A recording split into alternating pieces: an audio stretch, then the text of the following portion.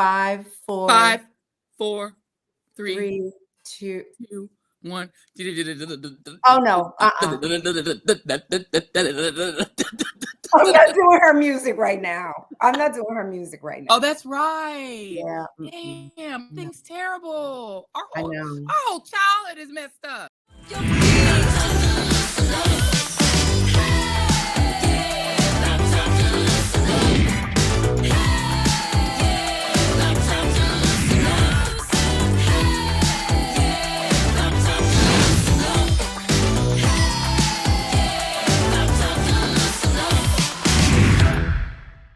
Well, that cut us right on off. That was abrupt. That was abrupt too. Okay. Hey, everybody. Welcome to Read This, Read That. I am Jackie Reed. I'm Joyanne Reed. How you doing, cousin, sister, so and friend? May we speak? We may. Hello, cousin, sister, sore friend. I'm wonderful. How are you? I'm doing all right. It's been an interesting week. I can't believe that, we are so close to the end of 2024. Crazy. And the holiday is, the first of, I don't count Halloween. I feel like once what people refer to as Thanksgiving, because I do not acknowledge Thanksgiving anymore. I stand in solidarity with the indigenous people of this country. So I just say it's a family gathering. But I do still gather because, people in my family. Happy Pilgrims tricked the natives into feeding them and then slaughtered them day. Happy we stole this country and pretended that it's ours and slaughtered colonizer Thanksgiving. They call it colonizer Christmas. I have a friend that calls Thanksgiving colonizer Christmas, which is cute. Oh, I like that. I like colonizer Christmas. Ooh, I'm taking that. Colonizer Christmas. And that's not Jackie Reed and I who said that. I said I have a friend that calls it. You have a friend who came up with it. Don't come at me. I like it. So Jackie, I'm going to start using it. We have to make sure that people know who says what. You got your security? I actually don't. Today I have Moët Chandon, Nectar Imperial. Okay, with the accent. Moët Chandon. Mais oui. Très bien. Si bien. Si bien. Bonbon. Bonbon. Voulez-vous coucher avec moi? That's the only French you know. Avec moi, which you should not say to a man. Yes, you should not. Say, mais oui. It's very sexual. Very. Who knew it when the song came out? Hey, we were there. Can you imagine when we were young? I feel like Gen X, all the stuff that we were allowed to listen to, watch was also R-rated. We had no idea. Half them Bugs Bunny jokes was sexual. Girl. We were watching all this stuff, and voulez-vous coucher avec moi? We were like, voulez-vous coucher avec moi ce soir? We had no idea what it meant, and we were just like, yeah. Well, we know, let me lick you up and down. We know what that means. It took me a while into my adulthood to really listen to lyrics that I was dancing to and say, okay, inappropriate. The lyrics to the Electric Slide are sexual. The lyrics to the Electric Slide. And then what's so crazy is when Jason and I raised 2 millennials and 1 Gen Zer. And now I think back to the stuff we were playing in the car. Like we did the same thing with our millennial and Gen Z kids that are Gen X. We literally were listening to music we should not have been listening to. And then we did the same with our kids. So much music is sexual. And you just don't think about it. Well, I mean, come on. Can you woo, woo, woo? Well, what does that mean? At least it was kind of suggestive. It wasn't just saying. I mean, our parents were listening to Tutti Frutti. Tutti Frutti is just about sex. Rock the boat. Rock the boat. If you like, what is it? You got the notion. Well, I like to know it. You got the notion to rock the boat. Don't rock the boat, baby. Rock the boat. Don't tip the boat Go on with your best self. A roll, yeah, baby. You know what? That's gone from music this day. How the song plays towards the end after they get towards the end. That's gone from music today. But what I do love too about the reason we could that our parents could get away with that is that music used to be subtle. Music Oh, used to be so subtly sexual that you could yes. play it in front of your kids. We were not doing My Booty Hole Brown. Yes. We Okay. were talking about You Can Ring My Bell. Ring My Bell. And it was so subtle that you could play it in front of your kids and they wouldn't know what you meant. And then Right. I grew up and found out what some of the Bugs Bunny stuff was. Because the Bugs Bunny stuff was funny to adults and kids because the Yes. adults got the sexual joke, but we didn't. And then when we became adults, we're like, oh. So it's like, but now the music is so blunt. The other Yeah. day, and it's so interesting, I was listening to a Biggie Small song, and I'm a hip-hop head. You know that. Yeah, you are. I went down and I was listening to Hypnotize the other day. And I I didn't had know to that. literally text our friend Teray and be like, Teray, I just literally actually processed the lyrics to Hypnotize. Please tell me Biggie was not involved in the baby oil stand scandals. Because there Wait, was some stuff, there's what some lyric? lyrics What in there lyric? about threesomes and multiple sex partners. I'm like, this is not. And he was like, no, he's not involved in that stuff. I mean, Yeah. I'm like, what was going on with Biggie? Because some of those lyrics are wild. But even when you listen to the lyrics from like Salt and Pep, right? Let's talk about sex, baby. It was a fun way to do it. It wasn't, right. It was fun. It wasn't like these girls, like girls and men and women today. It's just so like, just girl, It's just blunt. nasty. It's just nasty. It's just nasty. And you were talking in the last episode about, the booty shorts, and people were like, everything is so straightforward and unsubtle now. I think that's the difference, is that and also our parents there, especially because again, we're talking about Little Richard in the 60s was doing Tutti Frutti, and it was about sex, but you would have never known unless you knew, But now it's like Booty Hole Brown is pretty blunt. Yeah. Yeah. It's equal opportunity, right? It's the men and the women. It's the men and the women. It's just not romantic. It's not, because remember, we used to also have boy bands. You used to have, can you cool it down? You got to slow it down, slow it down. Right? And it's like there was that, remember, Monica. Monica did a whole song about whether or not to have sex with a man. Remember that song? Yeah. You give me the world, ooh, and everything that I want for. I'm trying to find that beat. Since I've been your girl, my whole life has been much better than ever before. And she does and she was like 14 when she makes this song. And and at the time, it was like very much a like subtle song about whether to have sex with a boy. Well, then we had those subtle songs because Usher also was out then with, he was very young, and there were so many, and Brandy too, singing suggestive songs, but in a very subtle way. But then we also had the beautiful balance of a Stevie Wonder and the songs in the Key of Life that was just about life and love and just existential thoughts and just all the things for song. I mean, there was some romance in there. No, remember Secret Lovers? I had to be in high school. Girl, Secret Lovers was scandalous to me. I was like, this is a scandalous song. What about You, Me, and He? Me, and he. What you gonna do, baby? I don't want to let you go, girl. Secret Lovers, that was my jam. Even the song Scandalous by Prince. Yeah. Remember? I remember Prince used to be I Want to Be Your Lover. One of my first Prince song that I love was I Want to Be Your Lover. I Want to Be Your Mother and Your Sister too. Prince was out there, and also Vanity Fair. Girl, now they were out there, but it still felt different. It didn't feel as abrasive as the music. Really? Tonight, I want to be a fantasy on a little nasty world. Yeah, they're not saying. Come with me. They're not saying booty hole, booty hole, booty hole. Lick my, do this, do that. Tonight, I'm living in a fantasy on a little nasty world. Come on. It was pretty blunt, but it wasn't so blunt that like. That's what I'm saying. It wasn't even that blunt. I mean, except for like International Lover, which was like, whew, okay. Remember that song by Prince? And then towards the end, girl, I probably went to every Prince concert that existed back in the day. My mother would not let me go to a Prince concert. So here, let me tell you a fun story. So Prince and the Revolution actually did a tour when I was in high school. And at one point it did come through Denver, but Purple Rain had come out. My mother would not let me go. She's like, that's my home, this stage. You can't go to see the man who humps the stage. It's not happening. We were not allowed to go. But some members of the revolution actually came to my high school. Prince didn't come, but some of the members of the revolution actually came to our high school. Did they sing the same music?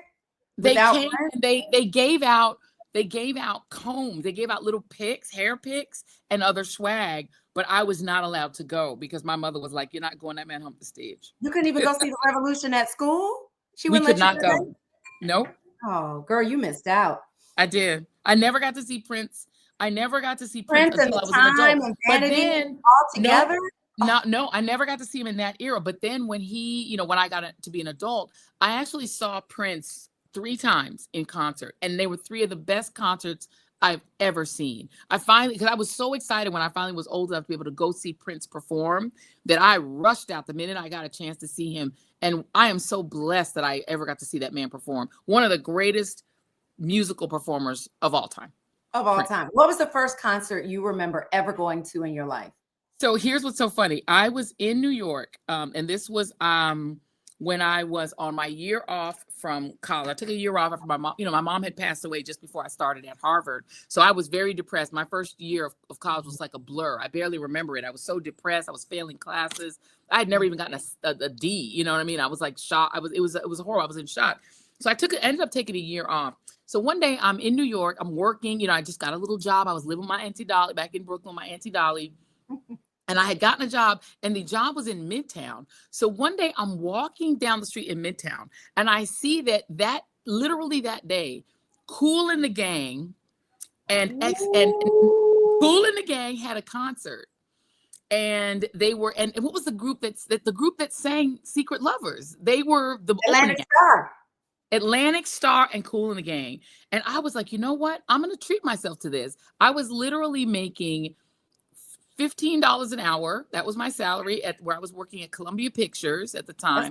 That's more than minimum wage today. That's more than minimum wage today. I was making $15 an hour. So I took my little coins and I went in and I bought cash to go and see Kool and the Gang and Atlantic Star. That's the first concert I ever went to.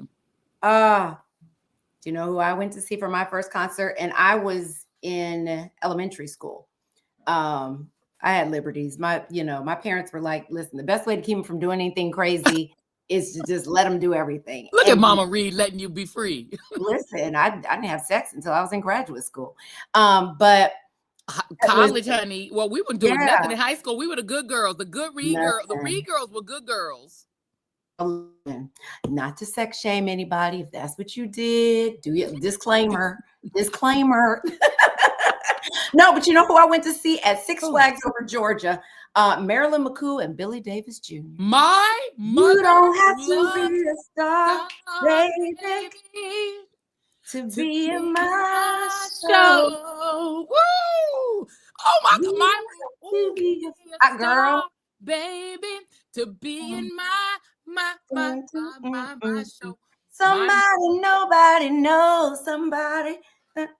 Girl, I love the two of them. When I tell you about, and I used to call them Marilyn McCoo and Billy Davis too, even though my mother would say Junior, and I was like Marilyn McCoo and Billy Davis too. My mother loved them. Ooh, she loved them. And they are still performing. They were on the Joyner Cruise. When I was on the Joyner Cruise, maybe about, I get lost in the COVID years. I lose track. So maybe about 6 years ago, maybe 7. On the Joyner Girl, still doing their thing. And I love it. All the hits, and they sounded amazing.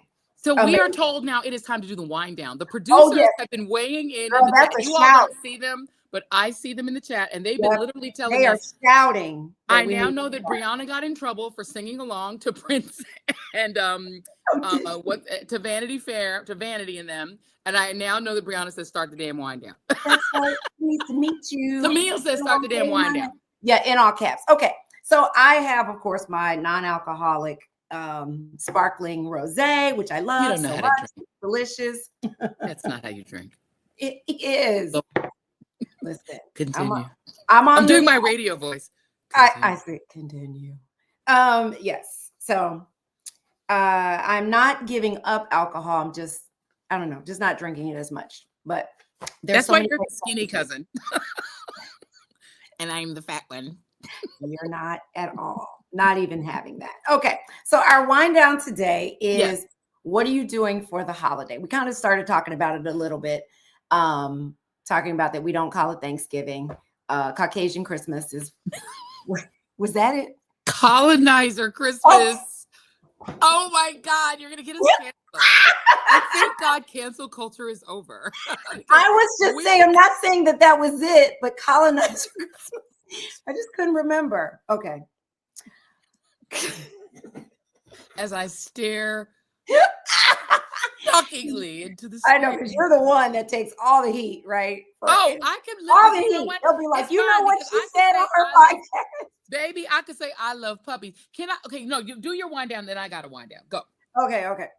Well, for both of us, we need to weigh in on what we're doing for the holiday. I, as much as you hate it, am ordering from a vegan restaurant, not doing a lot of cooking this year. I'm going to eat with my mother and my sister. My sister's also vegan. My mother is not.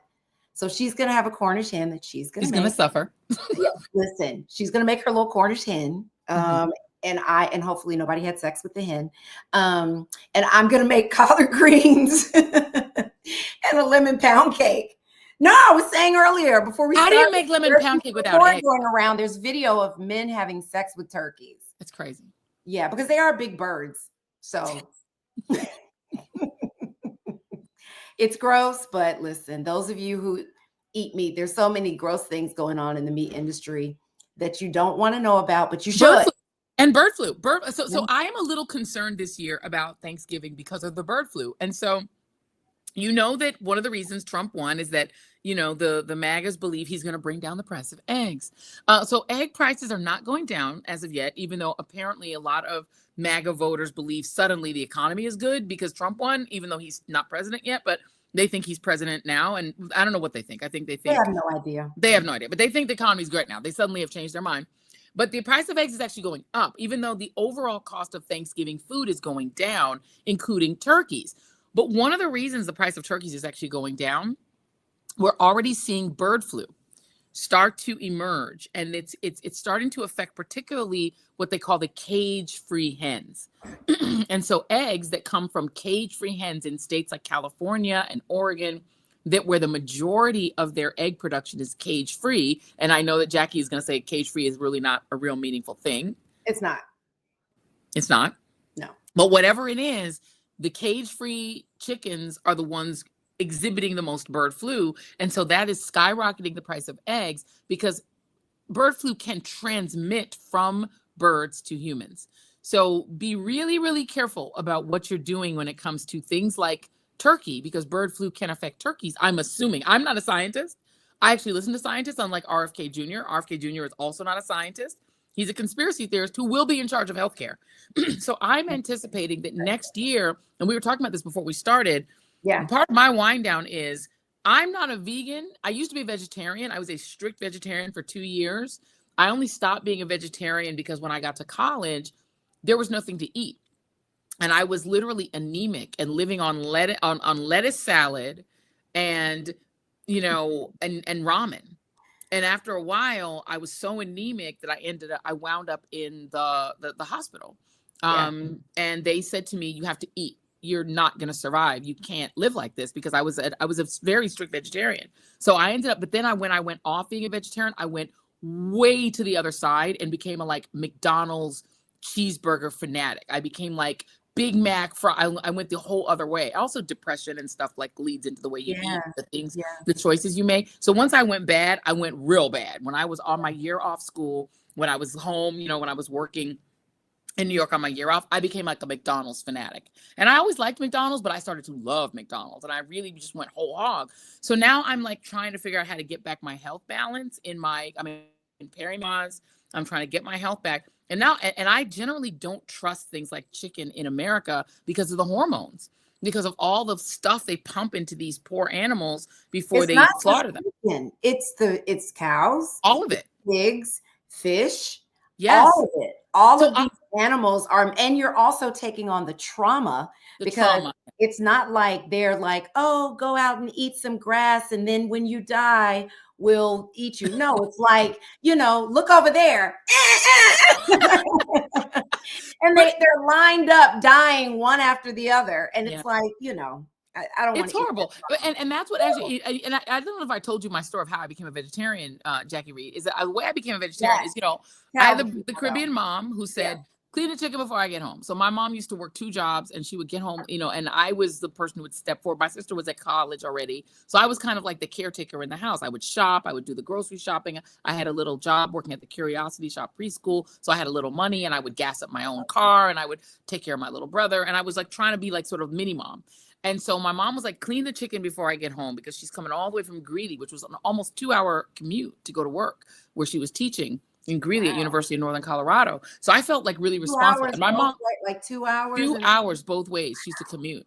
And my mother worked so hard and she was really my bestie. I was literally like a mama's girl.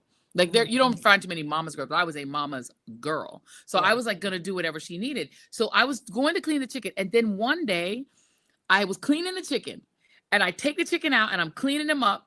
And then I started like dancing with him because he's got his 2 little arms and he's got his little legs. And I started dancing with the little chicken. And I said to myself, this looks like a baby. Yeah. And it hit me so hard looking at this little naked chicken that I was like, this is like a child. I can't eat this. Yeah. And I cleaned it and I did what I was supposed to do, but I couldn't eat it that night. And after that, and I didn't eat meat again for 2 more years, like straight. And this was my senior year, my junior year in high school. I became a vegetarian. And then I was like you. I was like a militant vegetarian. I made everybody in the house become vegetarian with me. I was like, we cannot eat meat anymore. It is cruel. And we didn't have the internet back then. This is in the 80s. So I was like, I literally ordered from the mail order, a vegetarian cookbook. This is a true story. My brother will tell you. And I was like a terrorist. I made everybody be vegetarian. And they were miserable. They couldn't eat burgers. They couldn't eat pizza. They couldn't eat anything. And because I'm the one cooking. My sister was doing her thing. She was playing either volleyball or doing her stuff, or then she was in college. And so I was cooking dinner. You were eating what I made. And so I would make like stuffed bell peppers. I would make all these like really elaborate dishes. I would make quiche, but with no eggs. All of this stuff I was coming up with. So back then I was very creative, but then again, I had nothing to do but figure out stuff to eat. You know what I mean? Right. So now my journey is, I am very afraid that RFK Jr. is going to take control of the National Institutes of Health. When he becomes the NIH chair, he's in charge of all these other agencies that deal with our health. He wants to get rid of fluoride in water, which is going to mean tooth decay for lots of children. Yes, he does not believe in vaccines, including measles, mumps, and rubella vaccine. We are really in for a real challenge because the MAGA right, is going to get their heart's desire, which is to try all the conspiracy theories they've believed in all these years that they've been believing in. You're now going to have a government that's going to enforce the conspiracy theories. Yeah. I will be terrified to eat meat starting on January 20, 2025, because I don't trust a government that will be in the hands of conspiracy theorists and right-wing religious fanatics.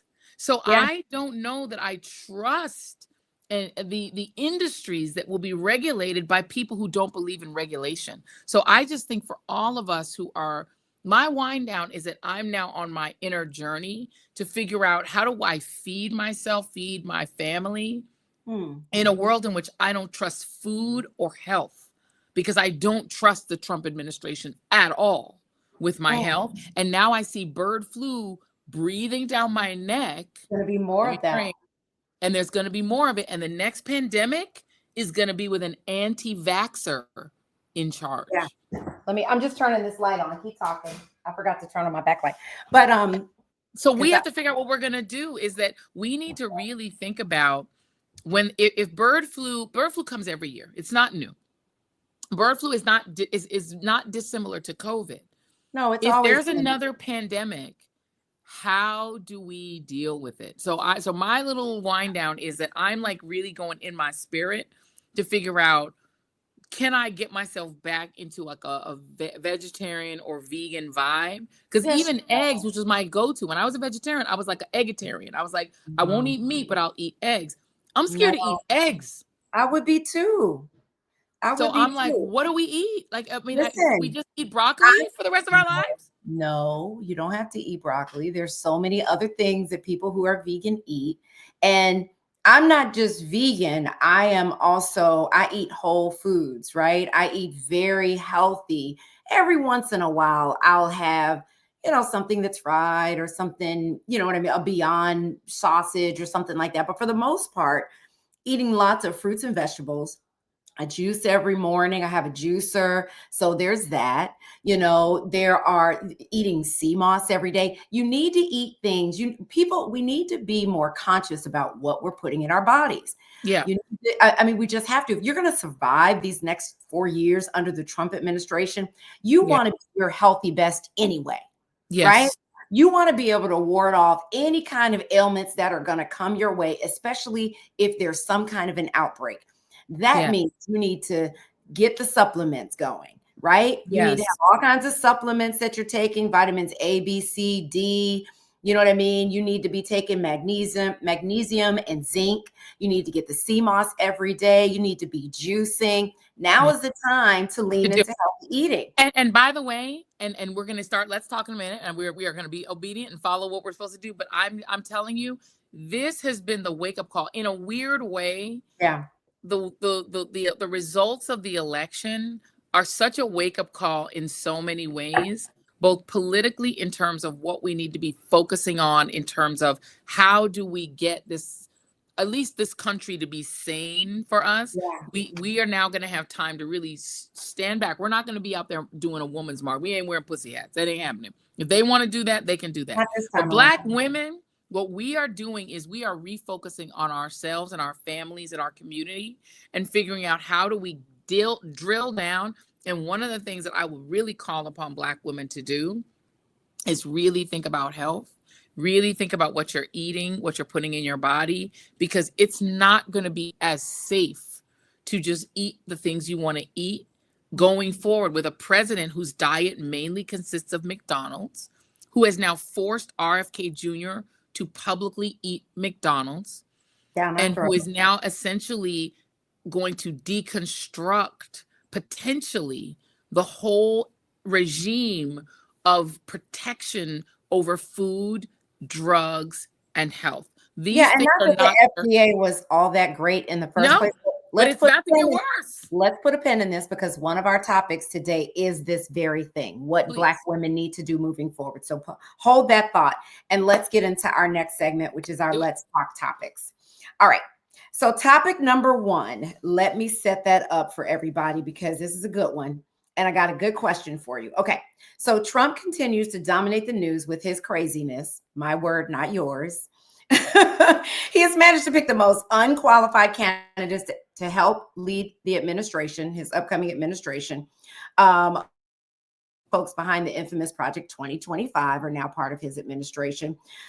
He is vowing to go after his so-called enemies, including Special Prosecutor Jack Smith. It goes on and on. He's moving forward with plans to target immigrants, trans community, anything DEI. And for anyone who is sane like us and voted for Kamala Harris to save our democracy, the stress levels are high, especially for Black women. I don't know if you've heard about this, Joyanne. You probably have, but many folks are on Instagram talking about leaving the U.S., which I think is wrong, but we'll get into that later. But if you're looking for a way to escape, there is a cruise for $225K. You can go on this cruise for the next 4 years and go around the world and escape the U.S. So, hello, mental health check. So my question is, should Black women check out, or should we dig in for the next 4 years? So here's a big one, right? A lot of women are like, miss me. Yeah. And there's that meme that's going around of 4 Black women sipping cocktails on a building while the rest of the world is burning, while America's burning. Yeah. And I think, there's a piece that I'm, posting I'm about to post on my Instagram that talks about the fact that Black women are saying, you know what, America, we have been trying to save you since 1619. Black women have been stepping forward and been on the right side of history for almost 400 years. Yeah. We're tired. We keep telling you, we keep trying to warn you, including our sisters in the other communities, like the white American community, white women. We've been saying, hey, let's all get the right to vote. The reason we're both Delta Sigma Theta, those women were like, hey, sisters, let's get the right to vote together. And the white women were like, not you. Yes. Get to the back. get the hell out. Those 22 women who formed Delta Sigma, they were like, whoa. And they Yeah. beat them to say, you can't come with us. So we keep saying, let's get together with all these other communities and say, let's work together to make this country better. And people keep saying no. So in this election, Latinas did say yes with us. They did. Asian American women came with us. They did. And white women with college degrees did come with us, And majority. Jewish women, right? And Jewish women were with us. They Yeah. absolutely were. So we were not alone. I think that the idea that Black women were alone for Kamala Harris is not true. We did have a majority of women of color and of white women with college degrees. We can never let that go. But I think there's a level of exhaustion and a level of saying we keep trying to save a country that hates us, that hates Black women. So it's like, are we going to keep saving you or are we going to save ourselves? What I would say is, number one, rest. We deserve a break and a mental health checkout.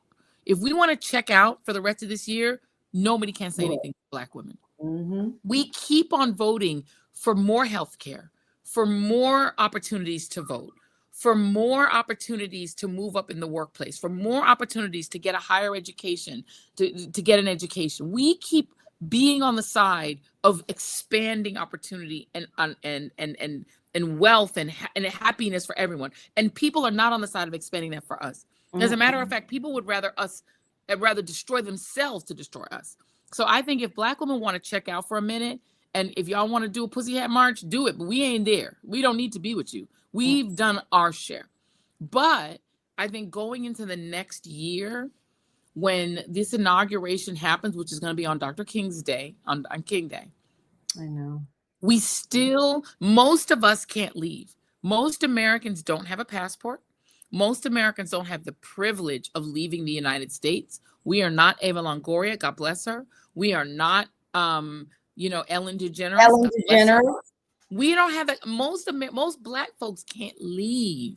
We're stuck here. And so what I would say is we should focus on our communities and how to help and save as many people as we can from what's coming, from mass expulsion, mass deportation. Don't sleep on that stuff, because don't take it out on Latinas. They were with us. And so to me, let's not become hard-hearted. We don't want to be like Pontius Pilate and be hard-hearted toward our sisters in other communities as they suffer. But we're going to take a break right now. And getting on a cruise, you're just going to get sick. You're going to get norovirus. Don't go on a cruise for a year. That's crazy.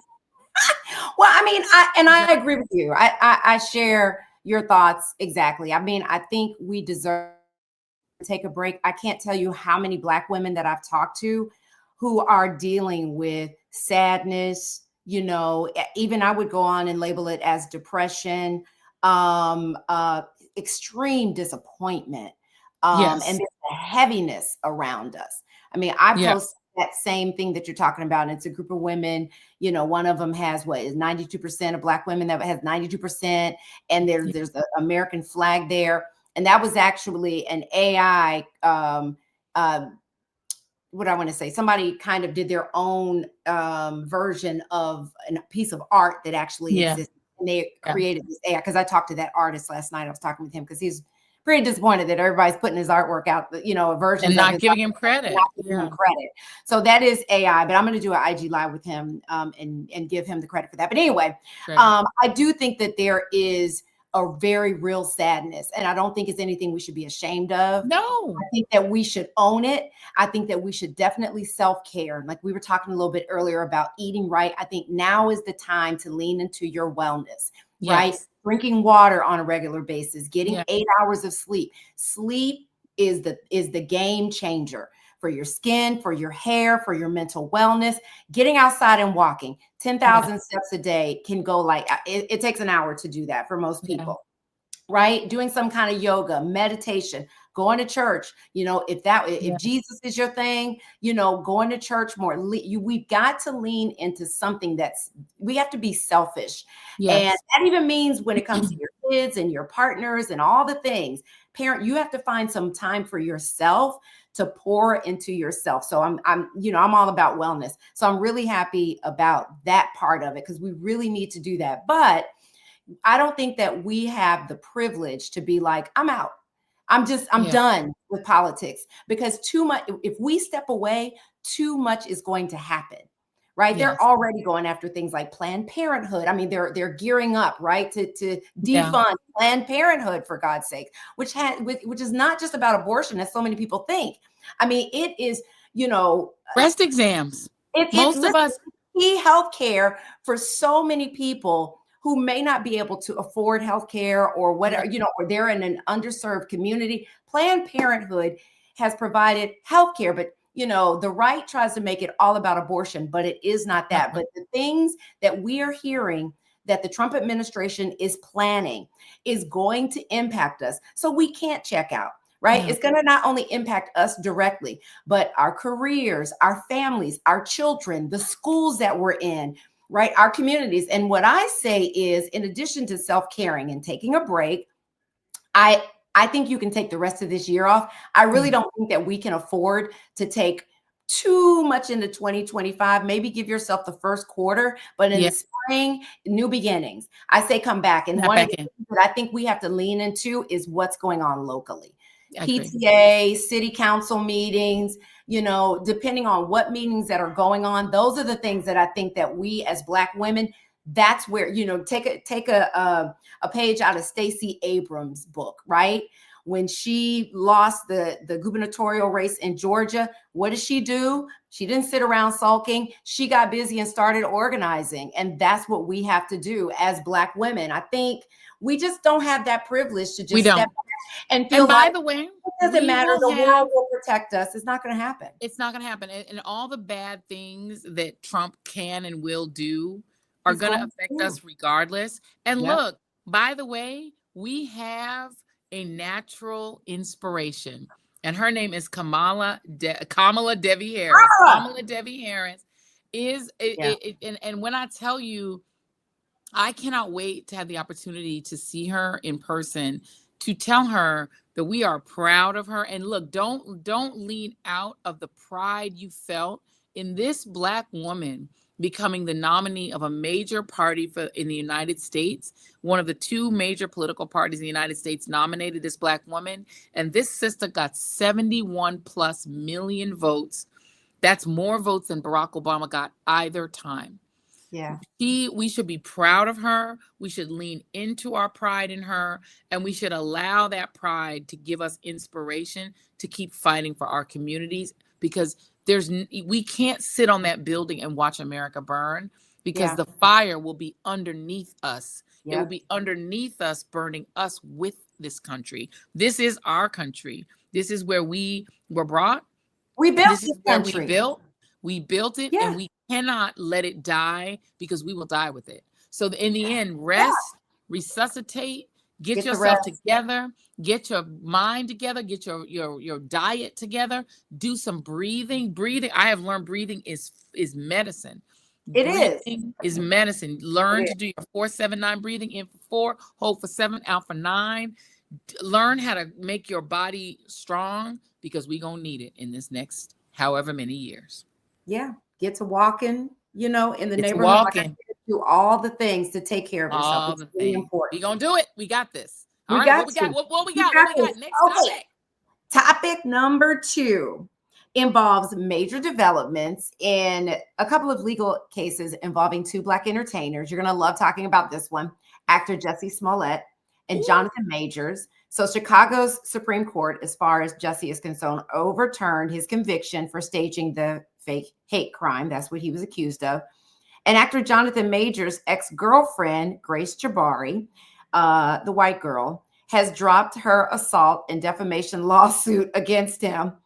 And, this happened right after, or we learned about that right after he and Megan Good announced news that they're engaged. But the question of the day is, do you think that Hollywood will give them, the entertainment community will, now with these developments, give them an opportunity to thrive, give them a second chance in their careers? What do you think? Probably not, but I think we should embrace them, because look, we are living in an age where the incoming president of the United States is a 34-count felon who was adjudicated to have sexually abused E. Jean Carroll and defamed her.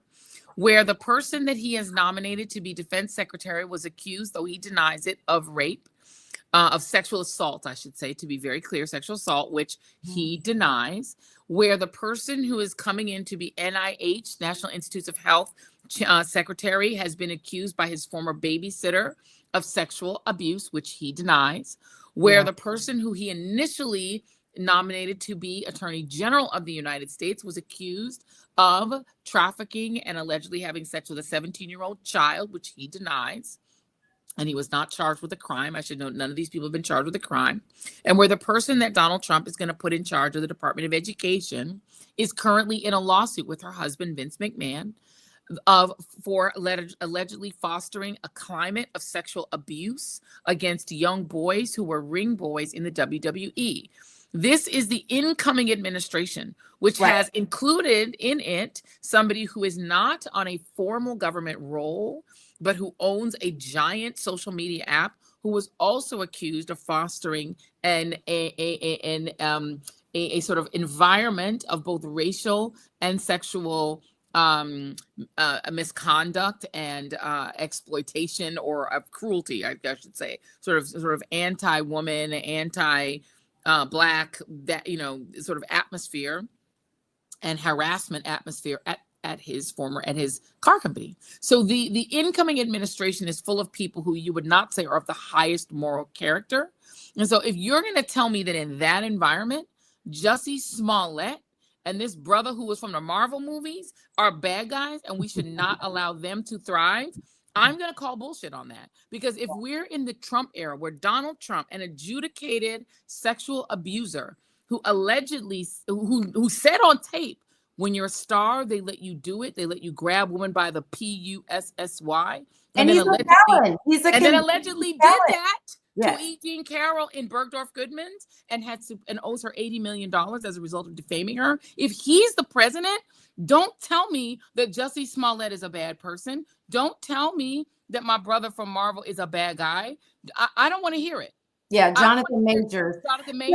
I don't want to hear nothing bad about them, because now if we're saying that's the atmosphere, and that's the president of the United States and his cabinet, say nothing to me about these two Black men. Yeah. I also think we need to loosen restrictions on convicted felons in general. And if you can be a convicted felon and be the president of the United States, then they need to really revisit the limitations on, living a fulfilling life that convicted felons have on them once they are released from prison. But I do agree with you that I feel like the entertainment industry not going to embrace these brothers, right? With Jonathan, his was a settlement, but he was still convicted. Jussie's conviction was overturned, but the city of Chicago is still talking about possibly suing him for the cost for police to investigate and all of that. And, I just feel like what needs to happen, what needs to happen is that folks like Tyler Perry, and find projects for them. Will Smith, Will Smith, all of the people in the Black community in entertainment who have production companies, who have greenlit, relationships with, bigger mainstream companies, should put these people to work. They should definitely, they should not suffer. Like, this is when we need to rally around our own. This is why, Jackie, we create our own. This is why what Tyler Perry is doing. And what's the comedian? Oh, how am I forgetting his name? That just bought some land in Alabama. I can see his face. He was on Club Shay Shay, the one that opened the can of worms and just talked to everybody. Cat Williams. Cat Williams. Let me just tell anybody listening to this podcast, y'all gonna have a lot of moments where we are like struggling for nouns, where we're like struggling for people's names, places, and things. Perimenopause. Next topic. Okay, but I agree. I think they should work. And look, this is why I regret that we no longer own BET. That Blacks no longer own BET. This is the reason that there needs to be a BET where you did used to work. It needs to exist because we can't keep counting on other people to do for us what we should be able to do for ourselves. This is a moment where we got to start remembering when we lived in we've been in this country through segregation and Jim Crow, but we always thrive because we found a way to work together, to be together, and to rally around one another. I want to hear no more jokes about Jussie. I want to hear no more jokes about my brother. And I know his dressing style. People, what Jonathan Major, people be clowning for his clothes. Leave him alone. At this point, he is not an adjudicated sexual abuser. He is not a 34 count felon, and neither is Jussie. Until they are that, I have no complaints about these brothers.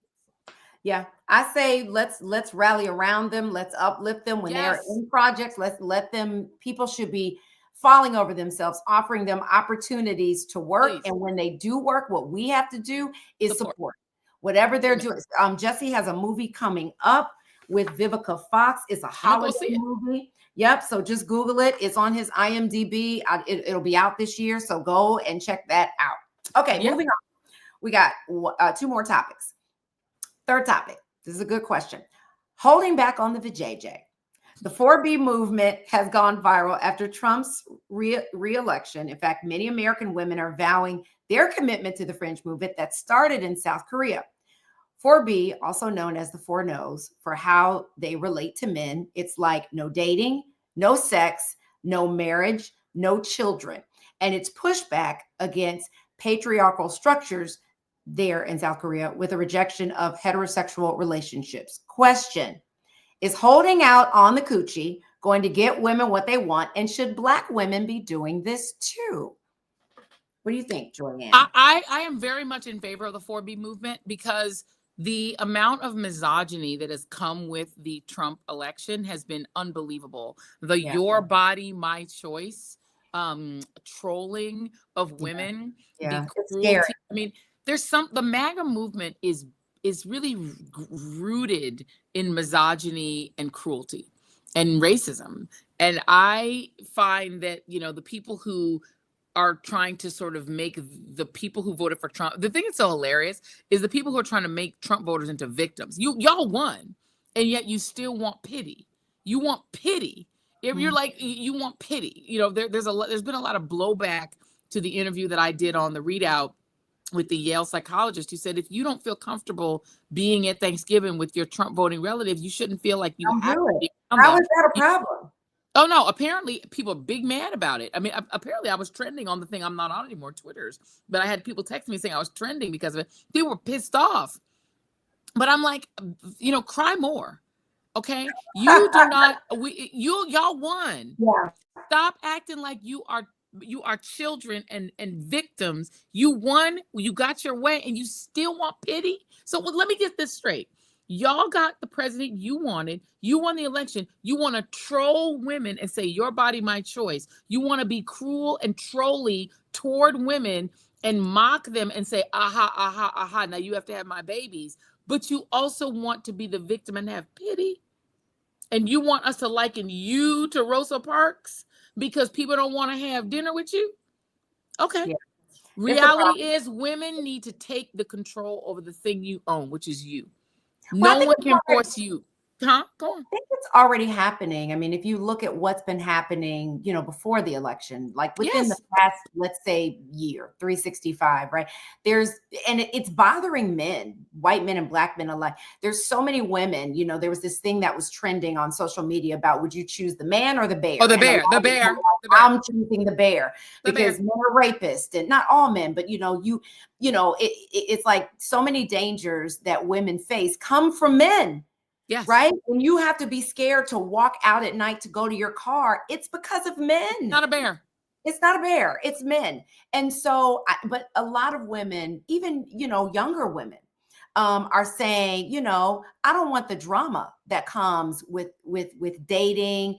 A lot of men are so problematic. There's this toxic masculinity that, I think is part of the MAGA movement. And is really, infiltrated a lot of communities, not just. It's one of the reasons he won.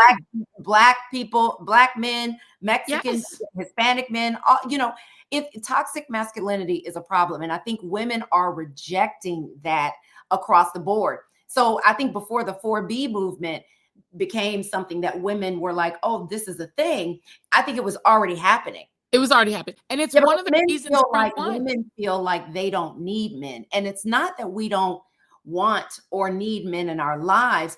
We just don't want the toxicity. We don't want the drama that a lot of men bring. It's not all men, but it's an overwhelming number that brothers need to talk to other brothers about how they are how they're conducting themselves out in these streets.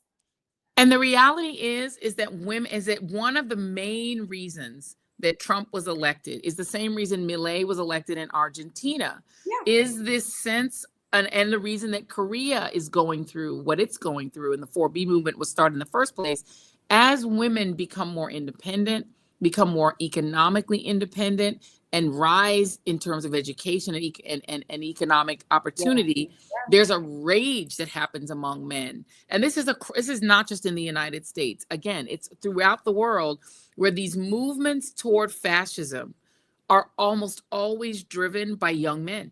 And people were shocked that young men, Gen Z men and millennial men, voted so strongly for Trump.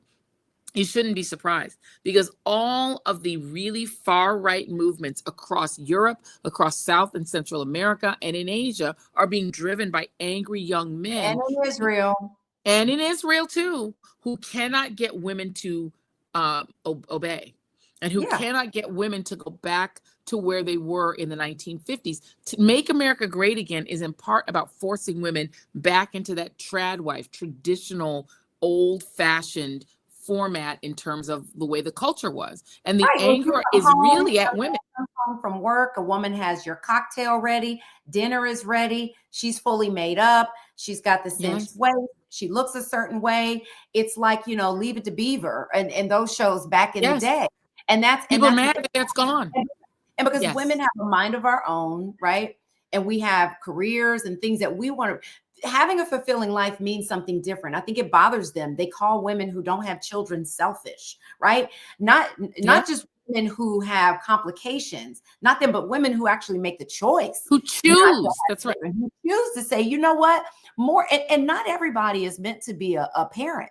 So many, that's why, kids end up in microwaves and things like that. Right. And also it should not be a goal. I mean, there has been this idea from time immemorial that women's only purpose is to have children, but that's not true. Women are realizing that we have a brain, we have a spirit, we have goals, we have things we want to do too. And I think this adjustment toward women's equality has been really a lot more difficult and a lot more toxic and a lot more wrenching than people want to acknowledge. And so people try to make it complicated. MAGAism is just old-fashioned 1950s misogyny and racism. And they want a world back where blacks knew their place and women knew their place. The end. And if one more person says to me that the Democratic Party needs to revamp itself and figure out a way to reach working class people, that is such bullshit. It drives me crazy. So all the black women who voted, we aren't considered working class. All the black men that voted for her and all the Hispanic people, they're not working class. It's code for, we need to figure out how to connect with these white racist. How do we not turn them off? How do we make our party inclusive to that? Well, the only way I will kind of differ with you on this, Jackie Reed, is that the Democratic Party has made a mistake. And I'm going to channel Bishop William Barber here. Oh, and I love we love Bishop Barber. We need to have Bishop Barber on the show. But one of the things Democrats, I would agree, have made a mistake. It is a privilege to be able to sit down and think about tax credits for small business. Yeah. It is right when you get to the level economically, when you can sit down and think about, how will I do this special tax credit, for education, or the idea of student loan deferment. That presumes you went to college and you have student loans. You have to actually, only 40% max of Americans ever go to college. Yeah. And then there was the credit for to help you buy your first home. Right. Most Americans will never purchase a home. And so the reality is that most Americans rent. And so the thing is, the Democratic Party, to me, has become so neoliberal that they are forgetting. And the working class is much more susceptible to misinformation, to disinformation, to appeals to things like trans kids in the bathroom, trans kids playing sports. A lot of working class voters of color and white did vote in this election based on social issues where they don't feel connected to Democrats because they feel Democrats spend all their time thinking about how can we get trans women these rights, and trans women need rights. But the thing is that for a lot of working class people, they're like, no, I want eggs to be cheaper. And that's all I care about. And Trump is going to rain money on me. It's easy for Trump and Elon Musk to convince those people that Trump is going to rain. I don't think all the people who voted for Trump voted straight on racism or straight on misogyny. I think a lot of them voted on fear of trans people, a lot of them. Fear that there's this scary, migrant horde that's going to kill them and rape them. And I think they were convinced of the disinformation. So what the Democratic Party needs to do is step back from this neoliberal pro-war, give Israel all the bombs, let them bomb the crap out of the Palestinians, fund all the wars, be America's policeman. That is a problem for a lot of people. Well, I mean, and the Republican Party has divorced itself from the old Reagan Republican Party and is now the party. Trump had no policies out None. there. He didn't. People. It's That's all my vibes. point. It what he had concepts of plans. Correct. But think about it. He's famous though. Jackie, he's famous. He doesn't need plans. But this is why I feel like it was based on racism. And people who feel like whiteness is right. Right? I feel like the Black people who voted for Trump are the kind of Black people that if they had to choose a doctor, they choose a white doctor because they feel like they know more. And so they feel like white people should be in charge. And they feel like, and then there's the sexism part of it. I don't want a woman. I feel like it was just that simple because there was a lot of that. Trump wasn't offering anything that made these people feel like, oh my God, minimum wage is going to be better. Oh my God. He's talking about getting rid of, Obamacare and replacing it with what? These people are about to lose their health care. But the reality is, what was the plan for making eggs cheaper or making bread cheaper or making gas cheaper? There was none of that. So I'm sorry. I do feel like the Dems need to revamp. I do feel like they should really lean in more to what Black women want and what we're talking about. And I feel like we should be a bigger part of the decisions that are made in how campaigns are run and policies that are put in place, right? I feel like the Black women that are in politics just really have their finger on the pulse. To me, when Black women win, everybody wins. And I just feel like I would agree with you if I saw some kind of policy. No, but I'm not saying that Donald Trump. So they go with this guy, Donald Trump. He's a criminal and a racist. I agree. I don't get it. But he's famous. And I think what we have to sit with as Black women. Infamous. What is he famous for? Being on The Apprentice. And you have to remember that the vast majority of let me just give you a couple numbers. The highest rated nightly news program, which is usually CBS or NBC, maybe has 4 million viewers. If you add up all the nightly news programs together, it's probably 20 million viewers. There are 270 million adults in America. Yeah. 360 million people total. 320 million people total. The reality is most people don't follow the news. They don't follow politics. They don't pay attention. And so if you're a low information voter, and Donald Trump did really well at getting low information voters out. Yeah. And then he told them, here are the things you need to focus on. You need to focus on the idea that you're doing poorly because of immigrants who are criminals, who are raping and robbing. It's their fault, not rich people's fault. He said, you need to focus on the fact that trans women, men who are now converted to being women, they are your problem. They're in your bathroom threatening to hurt your daughter. They're playing sports against your kids. He's getting and the reality is if you don't really pay attention and all you see is a famous person telling you this is what you should focus on, I hate to break it to you, but a lot of people are going to focus on that. But the And a Dems lot, need to do a better and job with messaging. We that's lose. true. They But won with critical what's race the theory. message? They won with DEI. They own the I agree. conversation on But all wait, these but things sis, about what fear. was Democrats? And I love, and listen, when I tell you Kamala Harris, I know her enough to know that this is a decent, kind, good human being who would have been an amazing president. And I mean, I'm telling you, she would have been an awesome president. Awesome. But the thing that she was defending is the system that most people don't trust. She was defending the system that most people think is failing. And so in the end, what Democrats, if they're going to ever get back into power, are going to have to do is really focus on what can they say to regular working people, white, black, or indifferent, that is going to make their actual pocketbook stronger. And I don't think Democrats have a message for that. They need a message for that. They do need to get their messaging together, but I still feel like, and maybe not everybody that voted for Trump, you know, there are a lot of people that voted for him that were thinking just they were getting coin. When I that tell you, were I'm telling you, opportunists. They Jackie, felt like they money think was they're gonna getting come a in. money Yeah. tree. They think he's going to shake a money tree and money cash is going to fall on him. I promise you, a lot of our people voted for Trump thinking he's going to shake a money tree and cash is going to rain on them. They genuinely believe prices will go down. I just was looking at a poll today. Based on nothing. Based on nothing. Yes, based on nothing. Based on podcasters telling them that. Based on rando podcasters telling them Trump is going to rain the money tree on them. Based on Elon Musk doing $1 million giveaways. They honestly think that the moment Trump becomes president, they'll be able to afford their rent. They'll be able to afford their cars. They'll be able to afford their new house. They think they're getting money. And they didn't get anything. They're going to get nothing. Last time, none of it happened. Not They even the stimulus checks were from him. They're getting like, I can't, girl. It's right.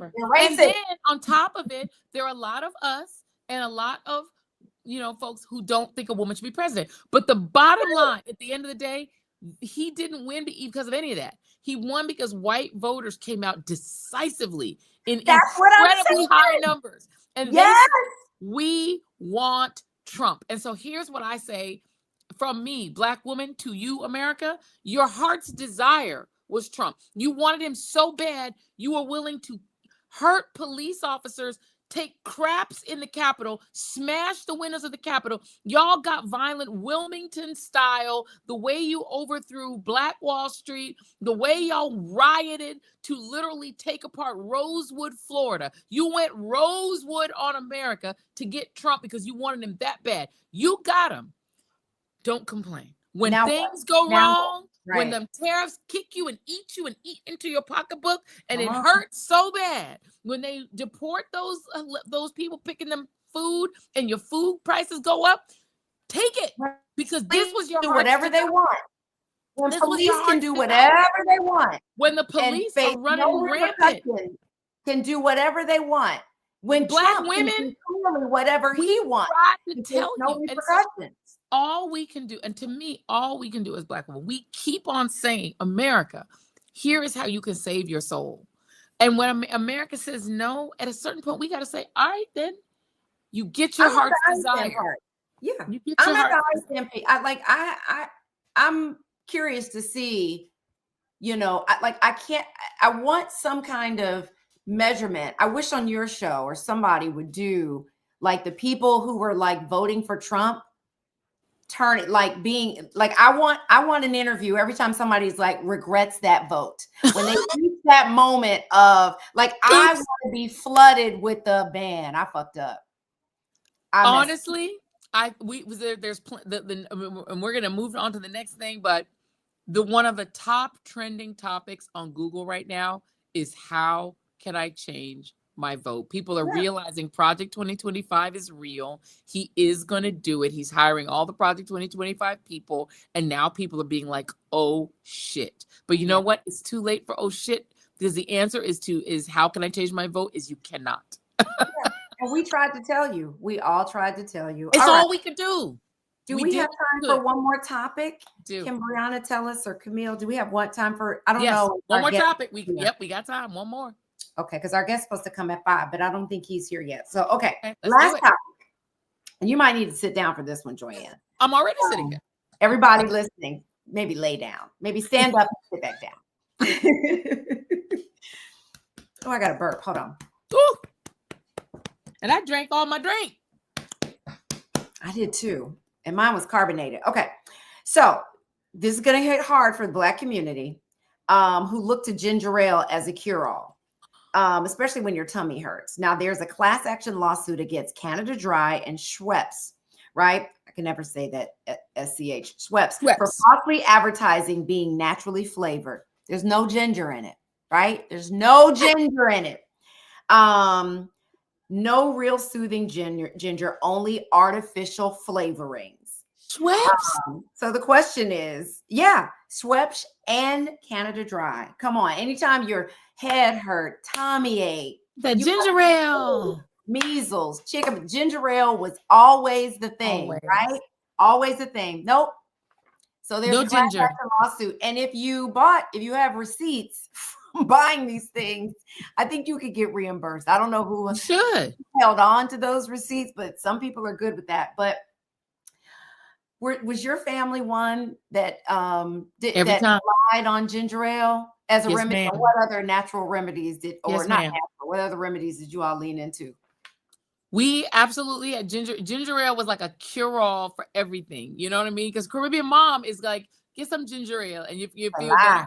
Or ginger tea. Ginger tea is always a thing. But see, 100%. And we used to have to take like all of these monthly, oh my God, castor oil. So my mother's big remedy to keep us healthy as kids was once a month, we had to each line up and take a tablespoon of castor oil, which is the most vile episode of Little Rascals. It's one of the most vile tasting substances on earth. And my mother believed in it wholeheartedly, more than she believed in vitamins. And she was a nutritionist. So we couldn't even argue with her. So we had to line up once a month and take a tablespoon of castor oil. That was my mother's the biggest remedy for everything. So that's one. Good. Because it's a good laxative. So one good thing about when you are sick is flushing out your intestines or to keep you healthy. It's to keep us healthy. Castor oil was her biggest thing. But now I will tell you, as an adult, because my Guyanese family, and I literally sent this to members of Congress. I sent this to friends. Everyone who I know who got COVID had to get this Guyanese tea. And I'm going to give it to y'all right now. You have to get ginger root, not ginger in a tea bag, but the actual big, ugly ginger root with all the little pieces that come off of it. You have to cut it up. You have to boil it with some fresh garlic, not garlic powder, garlic in the cloves of garlic, put it in there, boil it. Boil those two things up together. So ginger and garlic boiled, put some turmeric powder, and then put it in a tea. Steep it until it's super strong, because ginger tea is the remedy for everything. It clears your chest. It clears your head. It's so good. And then you put that tea with a little lemon or lime and a little honey. And baby, when I tell you, it's called Guyanese magic tea. Yeah. I would say get fresh turmeric. Don't get the powder. Get fresh turmeric. It's even better. Even better. Make your hands all yellow, but yes, it really is good. And my dogs have busted into the room. Welcome. Hello, Escobar and Nala. Listen, don't say the D word because I don't want mine to get. So you see how quiet it's been here. It's been so quiet. Mine have decided to bust in and be part of the action. Hi, Nala. Okay, so let's pause for a second. We're waiting on our guest. So we've done all the topics. We are going. Wait, what's your? You have to give your recipe. I'm sorry.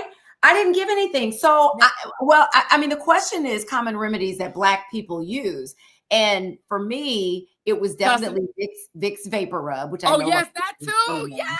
Vicks Vapor Rub. Some people used to eat it. I never did that, but some people would take a little finger of it and put it in there, let it go down your. Oh, yeah. Crazy.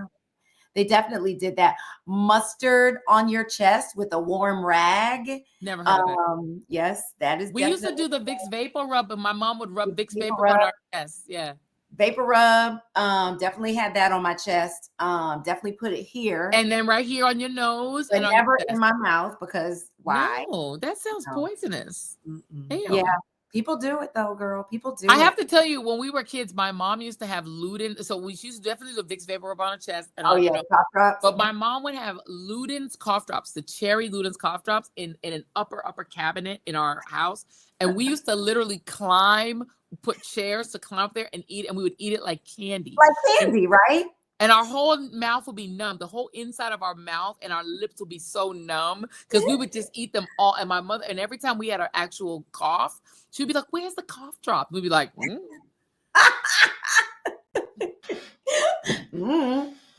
That's so cute. With your mouth all red. With our mouth, our lips is numb. But the redness of the cough drops, your mouth would be all red. I know. Your tongue red. Lips is like... Oh my God, that's so funny. So our guest today, you might say the word runs in the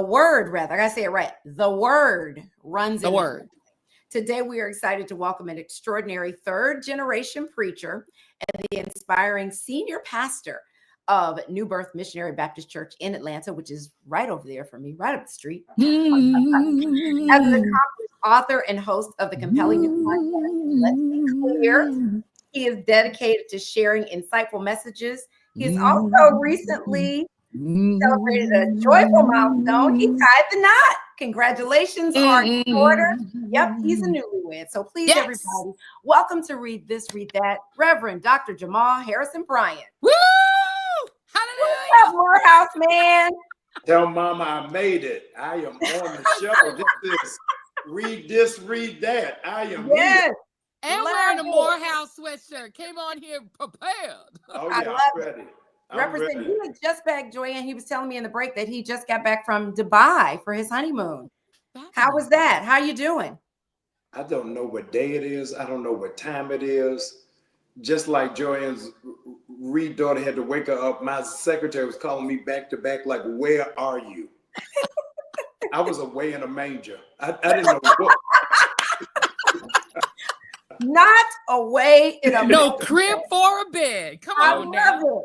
I was bringing gone. out the old songs. Oh my God! Well, we got to start with the congratulations on the nuptials. Thank you. The video and pictures were everywhere for us to see. It was a beautiful ceremony. You all seem so happy. Does it? Have you hit the ground yet? I know that even though you're back from the honeymoon, the honeymoon continues. Yes. It was all a dream. I'm a Biggie fan. This is Fantasy Island without tattoo. It's just great. I'm happy to be here. We are so excited for you. And you know that, of course, you are from Big New Birth. And I bring you greetings from Little New Birth in Miami, Florida, Victor Tyrone Curry, who is my OG pastor. I got to stop you right there. This is a true story. So I was National Youth Director of the NAACP when Bishop Carey was over the NAACP. Yes. And he brought me to preach at New Birth, Miami. And it was my first big preaching engagement. What? How'd it go? I thought I had made it. I thought I had made it. If you made it to Club New Birth, because, on New Year's Eve, we call it Club New Birth.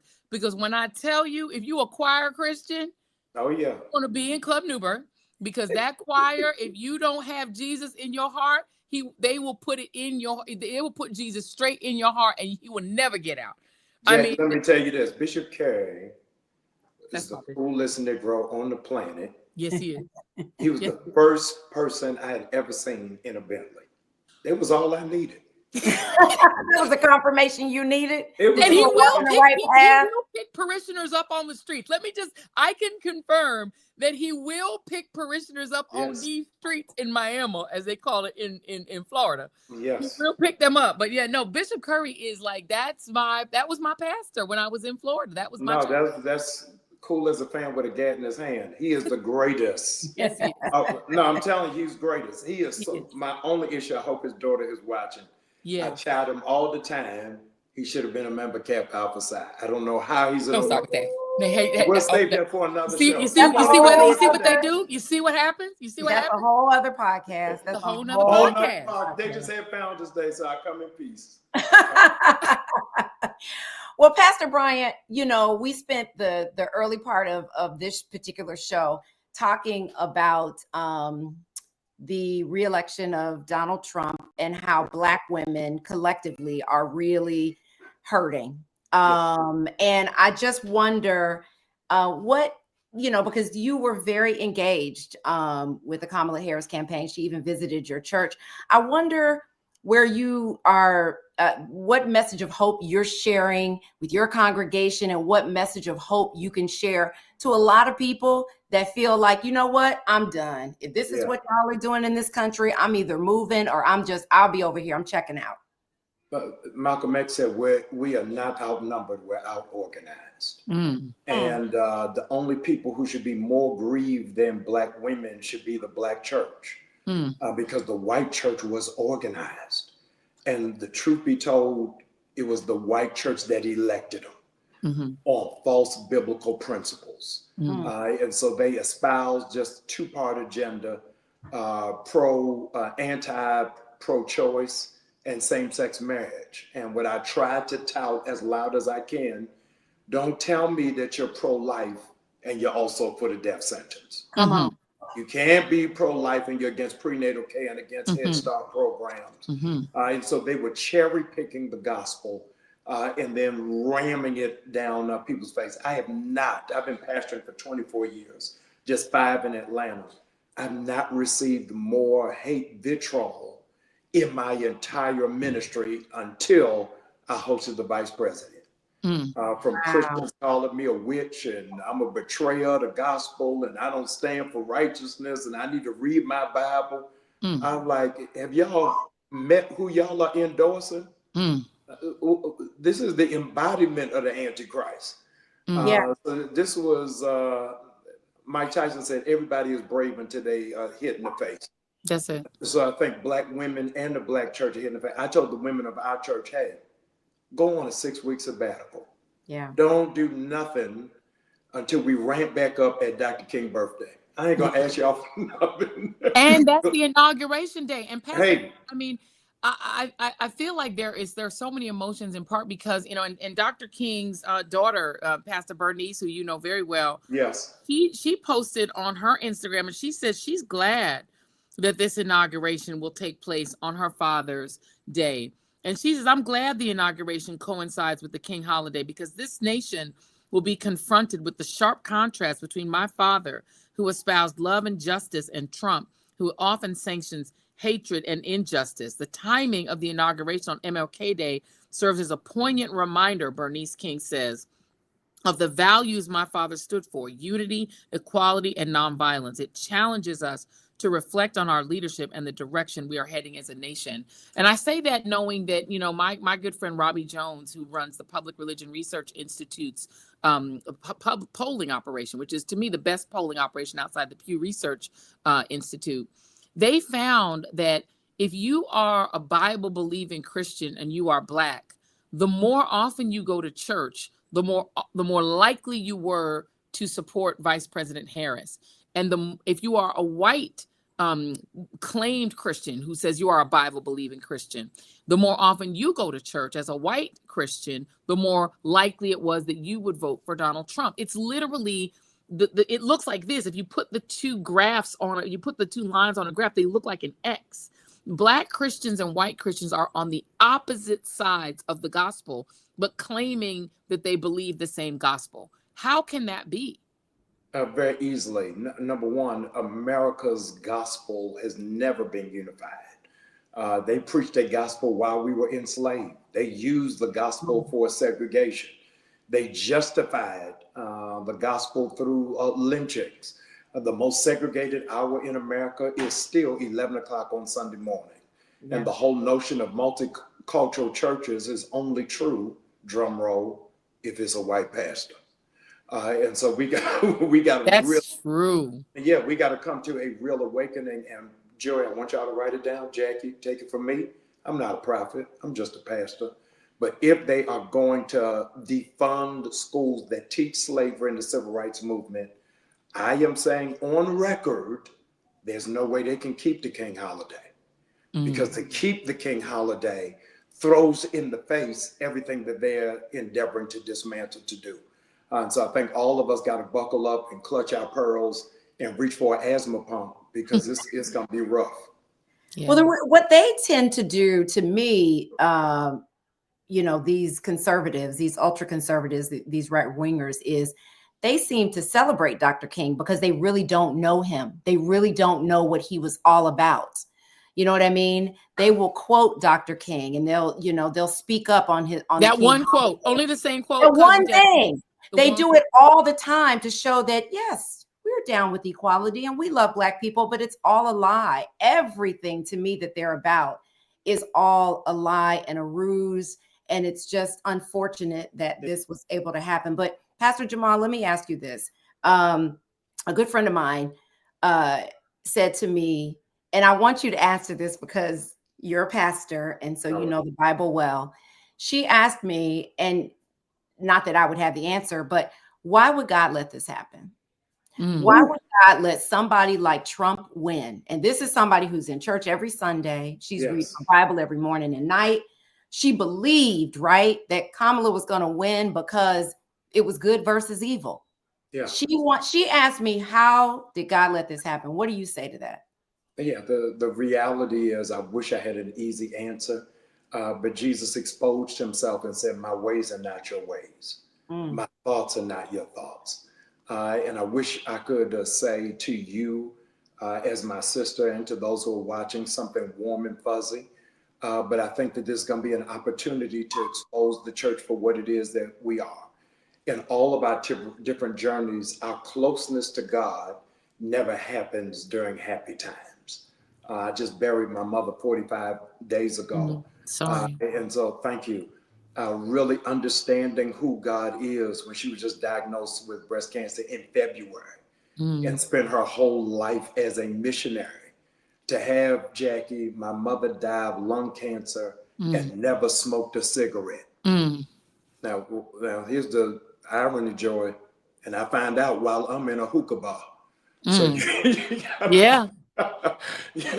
God makes us go through certain things really to depend on him. And this is going to be a real revealing hour, hear me, on our historic civil rights organizations. It's going to be a real revealing hour on what is the authentic Black prophetic church, because those who try to be Switzerland are going to find out they're in Soweto. You don't have a right to sit on the sidelines. Amen. Yeah. You're going to have to say something. Can I talk specifically about the 20th of January? Because this is going to be a really traumatic day for a lot of Black Americans, because this is going to be King Day and Inauguration Day. And a lot of, we know a lot of the gotten all of the hotel rooms. They're unbooking quickly to make sure they don't get they can get a refund on their hotel rooms, because they were all planning. The idea of being able to inaugurate a Black woman as president on King Day was so meaningful to so many Black people. And now we're talking about inaugurating the antithesis of Dr. King, someone who called Mark Robinson, who was the candidate for governor of North Carolina, who called Dr. King Martin Luther Coon, and who said that he himself was a Black Nazi. That is who Donald Trump said is Martin Luther King, quote, on steroids. That's who Donald Trump is. And the idea that Donald Trump, someone who has expressed no support ever for Black people, and in fact has called Black countries S-hole countries, who has denigrated Barack Obama, our first Black president. I could go on and on about the racism. Michael Cohen, his lawyer, said to me on my show multiple times that Donald Trump was openly racist in front of him. You've had The Apprentice, former producers, say he dropped the N-bomb about Black contestants on The Celebrity Apprentice. We could go on and on. That person will be nominated, who finally added a Black person to his cabinet, of course, at HUD, to put a Black person over the projects. But no other position could be a Black person. This guy is going to be nominated on King Day. And my question has always been, will the Black church open its doors to people like Trump, to people like these other Republicans, the Mitch McConnells of the world, who are going to want to be at Black churches, who are going to want to walk into the pulpit? Will they? Yeah, they're going to do it. Why? Why? let's not forget that at the height of Dr. King's prominence, the Baptist Convention split. The Black church historically, we trying to rewrite history, has never been radical and revolutionary. Yeah. It's always been a small sliver. And so I think those who stand strong are going to stand strong. But there are others, Jackie, who can be honored that the president is there. Glad to be picked. Going to be appreciative that them and their wives are going to take a picture. So y'all get yourselves together. In the words of my grandmother sitting in the second row of the church, fix your face. Because it's getting ready to go down in ways that we had not seen. And we're going to have to challenge the system. And Joy, that's why it's going to be so critical with this legislation that was just passed on terrorist groups, so-called, that are going to lose their 501c3 if they don't get in line. Let's not also forget, viewers, that a couple of days ago, it was sent out to those who did not support Getz that Elon Musk was going to finance their opponent to get them out of the ring. So there's going to be a different level of pressure around Black preachers. If you preach out against this, you're going to lose your 501c3.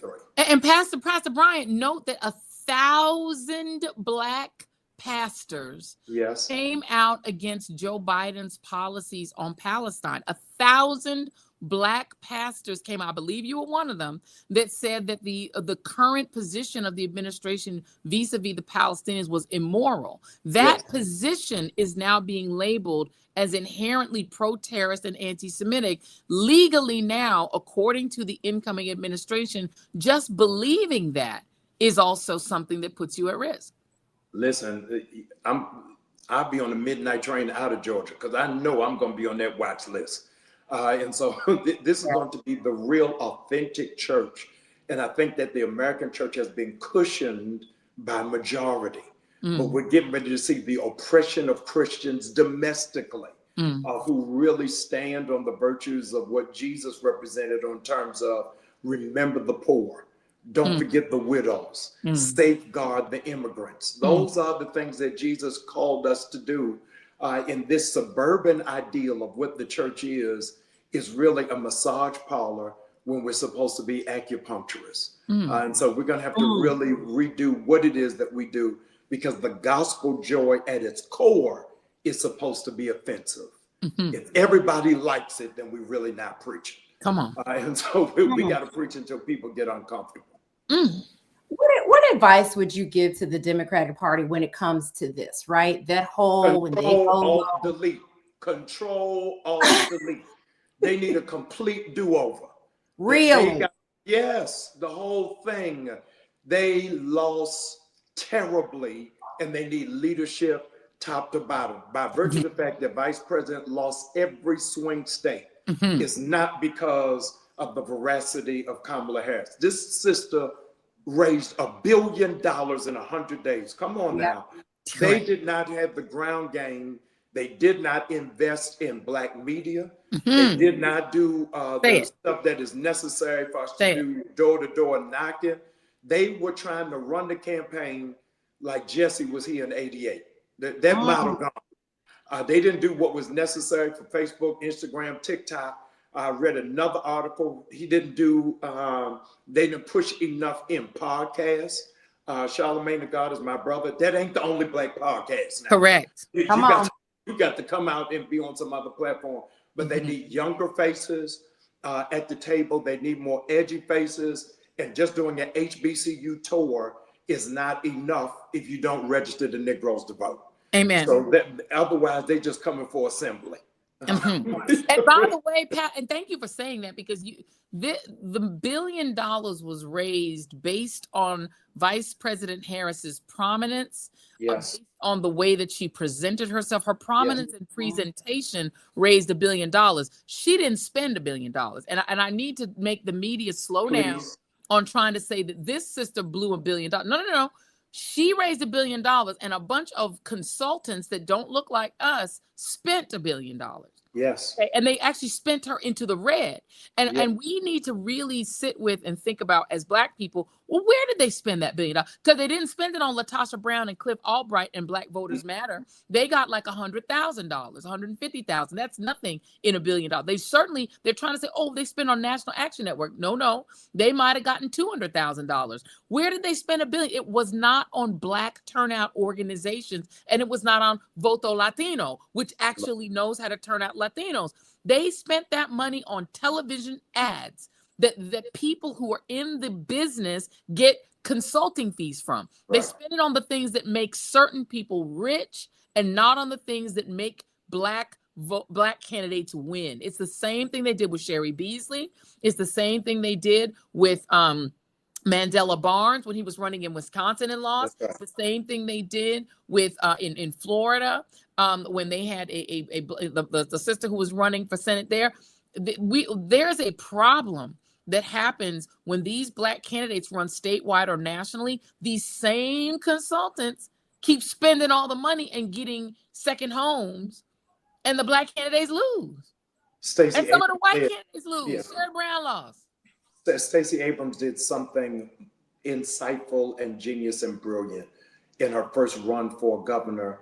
Is she started in the rural areas, yes, and then came to Atlanta. And a lot of times when we think about the Black voter, we're only thinking Philly, Detroit, Chicago, right. Miami, Houston, and we forget the outliers. Yes, it's a whole lot of Black people who live in Savannah and Rome and Columbus, Georgia, who are not in Atlanta. But when they're targeting our demographic, they just use swaths of areas that are, quote, HUD territories. Yes. But we're going to have to really redo the game on what it means to mobilize the Black vote. Medgar Evers said it's got to be built on 3 tiers: voter education, voter registration, get out the vote. Mm-hmm. We just do get out the vote. Yes. We're not spending enough on voter education. Mm-hmm. So the average Black person does not know what was in Project 2025. It was just correct. The boogeyman. But they had no idea your mama ain't gonna have Medicaid. That's right. Had no idea that your child and your niece ain't gonna get no money at no HBCUs. Correct. No idea that the death penalty was gonna be expanded, because they didn't spend that money on saying, hey, here's Johnny. He's coming out from behind the curtain. Yeah. And now the author of Project 2025 is over budget for the United States. That's right. Correct. So we're gonna pay more ways than one. Well, Pastor Jamal, let's talk about your podcast, Let's Be Clear, which, you've been doing for a minute now. And I'm going to talk about it, Jackie, unless you're coming on. You live right here. I'm right down the road. Down the road. Yeah, let's not have small talk. Are you coming on or not? I am coming on. I'm definitely coming on. And I'm a witness. I'm witnessing. She says I just want to make sure that all is good with you and our brother, Ray J. That was some craziness, but I'm glad that you maintained your composure, as you always do. I don't think anybody expects anything less from you, but made a lot of news with that. But y'all are cool now, yes? We're good. I just want to say, really, mental health is a real issue in our community. Yes. And a lot of time we overlook mental health because of status and wealth. And my heart goes out to him. He's a great young man who I think just needs some help. And I want to wrap my arms around him. And I love him, but I'm very much concerned for him. And the same concern that I have for him is the same concern that I have for Kanye. And when we deal with mental health for Black males, specifically successful Black males, we turn a blind eye. And so mental health is not always PTSD. It is not always depression, but there's got to be a disconnect in mental health for Diddy to be able to have done what he did for so long, and that's such a low banal level, unchecked, that's beyond a fetish. That ain't it's something. That ain't OnlyFans. Yeah, but I love how you handled that situation, though. I thought it was a masterclass in just grace, and taking the high road and showing compassion. But I wanted to ask you this, because I think that you're a pastor that's, you'll probably reject this, but you are a celebrity. A lot of people know who you are, right? And so I'm sure, especially, being in Atlanta, being in the Baltimore area, being in the DC area, you run into a lot of celebrities. And I think about, and I'm not criticizing that in any way, shape, or form. No. But I think that there are some pastors that, have relationships, friendships with celebrities, and it's gotten them into trouble, particularly with, P. Diddy and things like that. Do you think that it's wrong for pastors to have relationships, friendships, go to parties and things like that? Like, how do you process all of that? My mentor, Reverend Sharpton, said this to me years ago. He said, I don't care if you have a Bentley. I just want to know where you're driving it to. By the way, I don't have a Bentley, but but I think it's okay to have that friendship. It's a matter of what you do with it. Yeah. When it is that Joe Biden ran the last time, the first Black leader he went on live with was Cardi B. Yeah. She's an influencer. Yeah. This is uncomfortable, who can reach more people than Mark Morial. Right. That's my brother. I love him. That's right. But I think you have to look at how do you use that influence to guide them. We are in the world, but not of it. I think the intoxication is when you want to be them. Yes. You got to draw that line in the sand that this ain't my homeboy. I'm here to be a light. Right. I am here to give some direction. I'm not here for Johnson's baby oil. I got to be here to literally. Yes. I'm here for anointing oil. Jackie, pull it together. I'm here for anointing. Bring out the Johnson baby oil run. Get in your car, and whether it's a Bentley or a hoopty, drive away fast. He anoints my head with oil. My cup runs over. That's all I got. All I got, Jackie, is Pompeii oil. That's all I got. You said you got the oil where you can do this. Right. Pastor Bryant, let me ask you this question, because I have a lot of friends that live in red states. I am blessed to split my time between two blue states, New York and Maryland. And of course, Maryland has not just the Black governor, not just the Black city of Baltimore mayor, who is senator. Y'all got a senator. We literally have Wakanda. We have a Black woman senator. We are Wakanda. Maryland is Wakanda. Let's just be clear. Yes. But not everyone is blessed to have that. And while I know that each blue state is just one election away from being a red state too, because Maryland has had Republican governors, as has New York, so no one is safe really. But in the next few years, where you live, which state you're in, literally determines how many rights you have.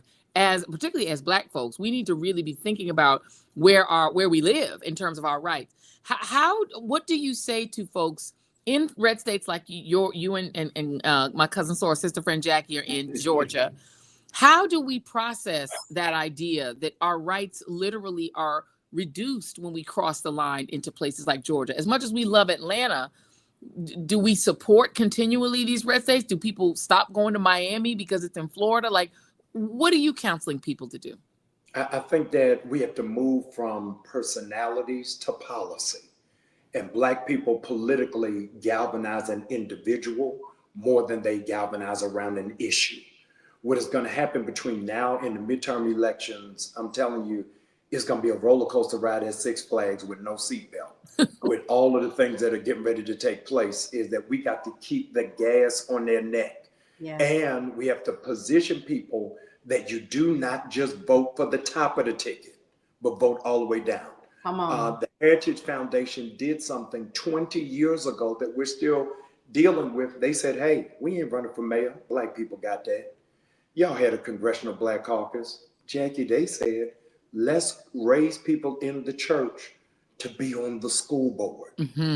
Me and Jackie Joy are embarrassed. Me and Jackie are ashamed that I have to tell you on this podcast that for the very first time since 1972, there are more white people on the Atlanta school board than there has ever been since 1972. Wow. So the reason why they have not been able to keep a Black superintendent is because the white school board keeps firing them. Wow. So we cannot just vote people in, but we're going to have to go back to the old things of raising people to vote. Yeah. We've got to put people in position. I got an unpopular opinion. I got to say it right here. This is the oldest leadership Black America has ever had. It's the oldest leadership Black America has ever had. And I love all of my Black leaders respectively. Maxine Waters is 82. Reverend Jesse Jackson's 84. Minister Farrakhan is 86. Clyburn, I don't know how old Clyburn is. Over but 70. I'm saying we got to raise up younger people. Yes, we got to raise up younger people to fill these positions. And I think that the man in the mirror is going to face us down in 2026. If we are not prepared, we're going to be caught with our pants down. But we got to start get preparing. organized. It is amazing. Yes, Project 2025 was written in 23. Yeah. And the average Black family right now is trying to figure out who bringing the stuff in on Thursday. Yeah. We got to have a real plan. And by the way, better organized. They've been writing a version of Project 2025 at the Heritage Foundation since the late 1980s. This is not new. Project 2025 is something that they try to pitch every 4 years to every Republican president. And the thing is that the thing that's so shameful and sad is that they were so arrogant that they put it on a public website where we all could download it. I have it sitting in my office. It's about that thick. Too. And the reality is we were allowed to read it. We were prepared for it. I know I did specials on it on the readout. We even had, celebrities come forward and say, hey, we want to be part of promoting so that you will know, so that people will know. We did everything we could to say, hey, everyone. But it turned out we were speaking to the choir, to use a church term. Those of us who are on places like MSNBC, the people who watch us knew Project 2025. We already knew. They knew. But the people, to your point, Pastor, that are listening, that get most of their news from podcasts didn't know, who get most of their news from online didn't know, who get most of their news from TikTok didn't know. And so there was a breakdown in communication with people who don't watch the news. That's the problem. But to your point, Pastor Jamal, I think that we have to be better organized. You said that early on. I think that's true. And I think we also have to go local. We have to not only, we need to start attending. We may not be able to be ready to run for the school board. But we need to be going to these meetings. We're not doing that. City council meetings, things like that in our communities. I think that we need to start doing that on a regular basis. Well, Pastor Jamal, we thank you so much for joining us here. And you have to come back. You have an open invitation. I got to listen. I got the link. Y'all ain't even got to invite me. I'm just coming on whenever I feel like. You just gonna pop in. And say, pop in. Who y'all got on today? The producers are gonna say to y'all, "Hey, he's in the back room again. I'm here." And you can't say no. Thank y'all for having me.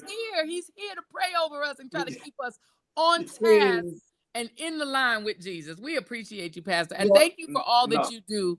And look, from Little New Birth fam to Big New Birth fam, much love. No, thank you. Love you both, and y'all are shining like shea butter. Y'all look great. Thank y'all. Thank you, Pastor Bryant. Thank you so much for your time, and congratulations on the nuptials. Yes, Jackie, you coming on the podcast? I'm coming to get you. I'm coming. I'm coming to church. I'm gonna come to church too. I'll fly down and I'll drive her over. Trust me, I'll rent a car, pick her up. Let me get 2 for 1. 2 for 1. Thank y'all. Come with. Thank you. Love you. Bye.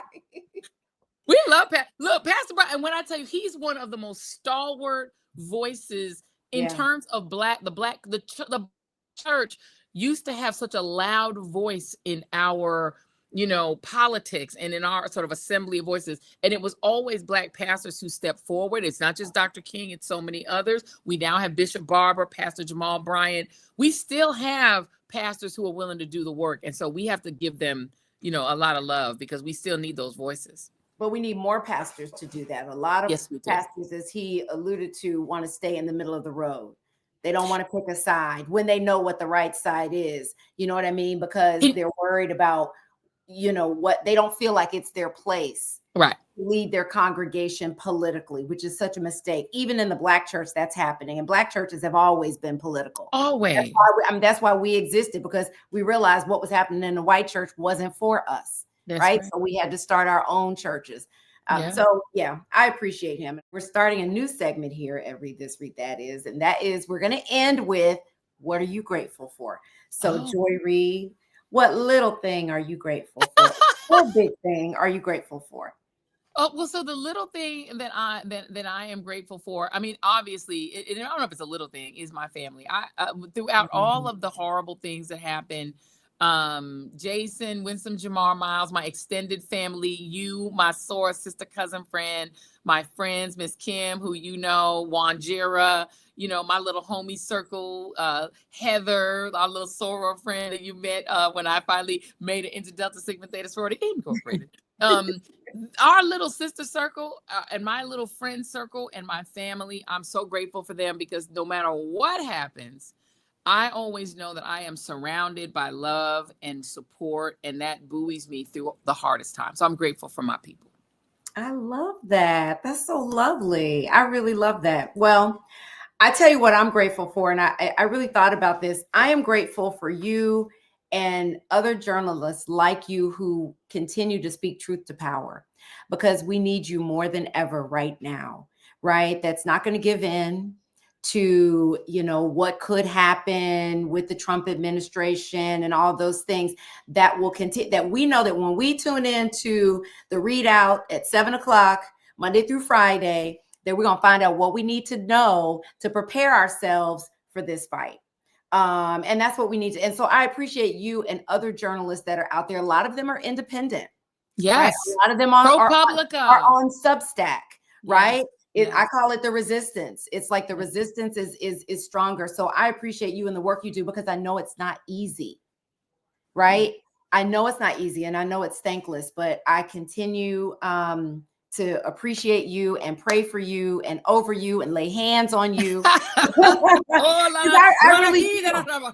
Girl, I have just really been disheartened during this campaign with, like, you know, what the Washington Post did and just different things like that really left me disappointed and wondering about what's the future of this industry going to look like. And I feel like, you know, a lot of people, young people that are thinking about going into this business. I was talking to a young journalist recently, earlier this week, and I was saying to her, "You're so good." She's a news anchor in a media market. And I was like, "You're so good. You have an agent. What's the next step? What's the plan?" I was like, "You need your own show." She was like, "You know what? I'm really concerned about the future of this industry. I don't know what my future holds if I stay in this business." And so I have love for you, and I appreciate you and the work that you do and what you bring to us on a regular basis, girl. Well, I appreciate love it, and I appreciate love you, my sore sister, cousin, friend. Because look, I'm telling you, the reason we're able, those of us who still try to get out here and do it, is because of people like you. And we feel like, you know, our community, I think a lot of Black women feel very alone after this election, but we need to realize we are not alone. We have each other. And as long as we have one another, and we have our sore sister, cousin friends, our family friends, our fam, and even our allies, because we do have allies. We're not alone. We do. We're not alone. We're not alone. And we have 73 million Americans behind us. Never forget that. This was not some sort of blowout landslide. It wasn't that. He barely won. Barely 1.5%. He's under 50%. 71 plus million Americans said no. And we cannot walk away and let the other 73 million versus 71 million decide they own America. Because the reality is this was a 50-50 split between the 63% who bothered to vote. That means that nearly 4 in 10 voters didn't even vote at all. And those 4 in 10, when you poll them and survey them, tend to be with us. So the reality is what we really are facing is demoralization, people who have decided to just cancel themselves out and to not vote at all. And when Joe Biden won, 81 million people elected him. A lot of those people walked away from politics after that election, and we need to ask ourselves and ask them why and what it would take to get them back online and back in the game. And we need to fight for a country that we can't leave. Some of us have the money and the prosperity to walk away, but we're not going to leave our people. No, because that's why I'm not, people are talking about leaving, but I'm not leaving because they can't leave. The people who can't, just pick up and move to another country, you leave them behind. We need to stick together. We need to stand together, and we don't need to give up this country, which again, we help, we built this, not help build. We built it. We have every right to be here, and we can't let white supremacists take over and white nationalists take over this country and make us feel like we don't belong, make us feel like we are lesser than. And never forget that when Mother Harriet Tubman walked away and took people out of Eastern Shore, Maryland, she always came back. She went back over and over again because she always believed there was one more person that sister could liberate. And those who wouldn't go, she said, I'm going to leave you behind. But those who were willing and wanted to be free, she said, come on. So this is the tradition of Black women. We are liberators. We are not quitters. And so we're going to rest. We're going to revive. The rest of this year belongs to us and to our peace and freedom and our Netflix moments. We're going to be on our group chats chilling and drinking our delicious cocktails. But when January 20 of 2025 comes around, it's time to get back in the fight. It's time to strap up and get ready. It is time to get ready. Yes. So relax, relate, release. Relax, until the end of the year. Yeah, but then we got to get back in the game. Take a well-deserved rest. Yeah, our sisters, and then we got to do the work. And hopefully you will come back to our show because we're going to keep you informed. We're going to do it in a fun way, in a sisterly way. We are here for our fellow sisters. And that's what Read This, Read That is all about. That's why we are adorable. And so I believe what you want to do right now, we are adorable. And what you want to do right now is you want to comment, tell us what you think about this episode. What would you like us to talk about on a future episode? Comment, like, share, and subscribe. Make sure you subscribe. It's very important. So subscribe, like, comment, and share because we love you and we're here for you. And you are our sisters. You are our cousins in spirit and in life. And with that, let the church say amen. We appreciate you all joining us for this episode of Read This, Read That. And until next time, goodbye. Goodbye.